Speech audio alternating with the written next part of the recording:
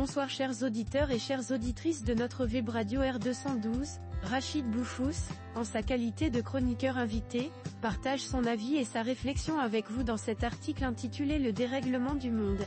Voici son analyse en podcast pour vous. Rachid Boufous ouvre son propos de la manière suivante. Une scène ahurissante s'est déroulée hier dans le bureau ovale à Washington. Le président Trump et son factotum de vice-président, rabrouant et humiliant un chef d'État démocratiquement élu, Zelensky préside en titre de l'Ukraine, pour l'obliger à signer un traité de paix avec Poutine, après que celui-ci lui ait piqué une bonne partie de son territoire. Même les journalistes s'y mettent en demandant au pauvre Volodymyr pourquoi n'avait-il pas revêtu un costume pour venir à la Maison Blanche. Jamais dans les relations internationales nous n'avions assisté à pareille situation. Même le pauvre président Beneš n'eut pas droit à pareille humiliation de la part d'Hitler à propos des Sudètes en Tchécoslovaquie en 1938. Pire, nous assistons aujourd'hui à une situation inédite où l'allié d'hier, l'Amérique, exige une reddition, presque sans condition des Ukrainiens devant l'ennemi russe, qui a attaqué et pris les terres de ce pays dès 2014. Ce n'est pas tout. L'auteur insiste sur une réalité encore plus troublante ainsi. À moins de croire la théorie qui dit que Trump fut un agent russe recruté dès 1988 par le KGB sous le nom de code de Kranov, quand son empire immobilier était en difficulté et qu'il était parti chercher de l'aide auprès des soviétiques, je ne vois pas ce qui pourrait expliquer cette attitude étrange de la part du président américain. On dirait que Trump fait tout pour satisfaire le président Poutine. Étrange tout de même. On nous dit partout que l'Amérique de Trump veut mettre un terme à la guerre russo-ukrainienne. Soit. Mais pourquoi alors avoir aidé massivement l'Ukraine et l'avoir poussé à faire la guerre à la Russie en 2014 et après, venir en 2025 lui dire que non seulement elle doit se coucher face aux Russes, mais qu'elle doit en plus rembourser l'aide de guerre américaine qui serait de l'ordre de 300 milliards de dollars? Notre architecte interroge alors les motivations réelles de Donald Trump ainsi. En agissant ainsi, Trump rappelle au monde que c'est lui qui décide désormais de la paix sur le globe, que l'on a eu tort de soutenir un ramassis de gangsters ukrainiens qui ont détourné les milliards de l'aide de guerre américaine et que le sort subi par Zelensky sera celui de tout chef d'État qui ne veut pas prêter allégeance à l'hégémonie américaine et à son hyperpuissance quasi absolue. C'est une posture politique et médiatique pour imposer son point de vue sans discussion ni protestation face à un monde de plus en plus déréglé et ingouvernable. Rachid Boufous va plus loin en affirmant que Donald Trump pense pouvoir gouverner par la peur, en imposant sa volonté aux autres nations de cette manière. Trump pense qu'en se mettant ainsi en scène il fait peur au reste du monde et qu'il pourra obtenir ce qu'il veut de n'importe quel pays. Pourtant il se trompe. L'Amérique ne fait plus peur.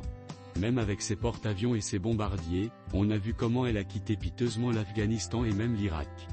Battu en brèche par les partisans de la guerre asymétrique et les guérillas urbaines ou rurales que les GI américains ne maîtrisent absolument pas. Le chroniqueur met ensuite en lumière une autre ambition de Trump.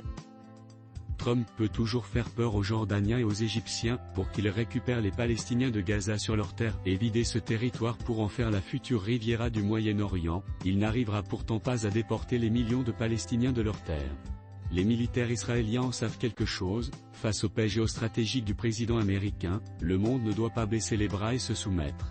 La hausse des taxes douanières que préconise Trump pour faire plier les nations récalcitrantes portera surtout préjudice à l'Amérique importatrice et non aux nations exportatrices.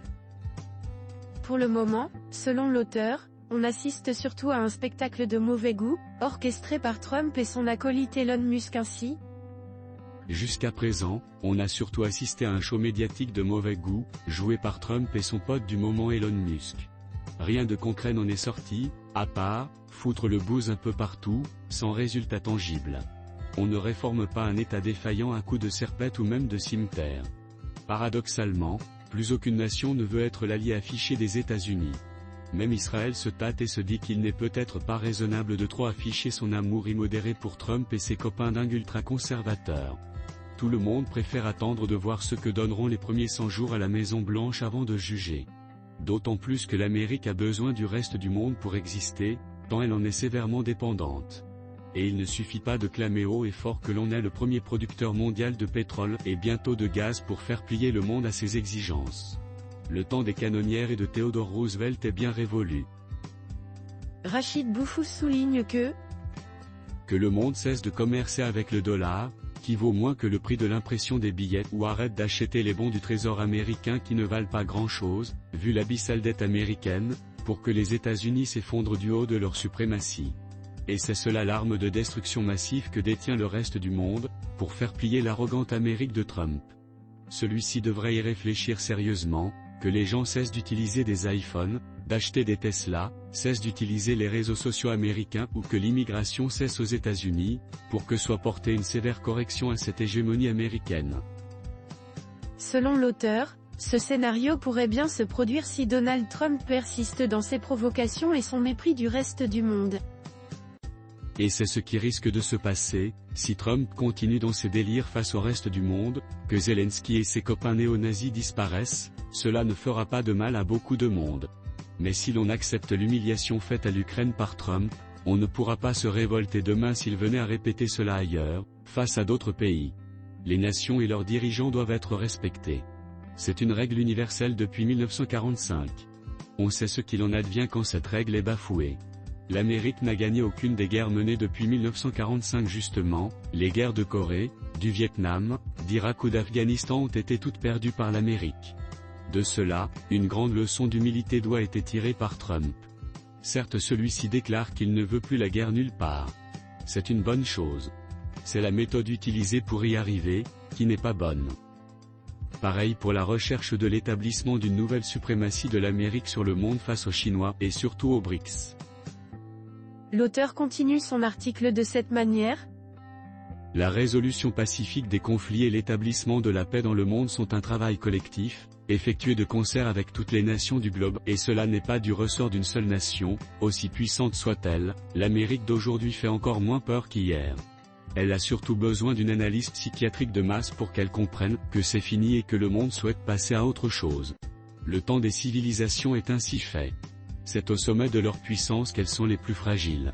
Ibn Khaldoun, un gars de chez nous, a expliqué cela il y a plus de 7 siècles et c'est toujours d'actualité. En conclusion, Rachid Boufous dénonce un monde où la politique internationale ressemble de plus en plus à une mauvaise émission de télé-réalité en ces termes. La politique internationale ne peut ressembler à de la télé-réalité, même si les niveaux intellectuels et politiques des élites internationales et des gouvernants n'ont jamais été aussi bas au cours de l'histoire humaine. Des dingues arrivent au pouvoir un peu partout sur le globe, portés par un discours nationaliste, complotiste, raciste ou antisémite. Le monde né de la fin de la Seconde Guerre mondiale le 8 mai 1945 est à présent révolu. 80 ans pour arriver à un monde sans règles, sans foi ni loi, livré presque au vent dominant de la bêtise, de la haine et du déshonneur. Les peuples de la Terre devraient laisser de côté leurs abîmes effrénés de la vie au quotidien et de s'intéresser un peu plus à leur destin, et surtout, de se poser la vraie question, comment mettre fin à ce dérèglement du monde ? Chers auditeurs de la Web Radio R212, merci d'avoir été à l'écoute de ce podcast et de partager avec nous ce moment d'échange et de réflexion. Votre présence et votre fidélité sont notre plus belle récompense. On se dit à très bientôt, si vous le voulez bien. Avec toute notre gratitude, l'équipe de R212.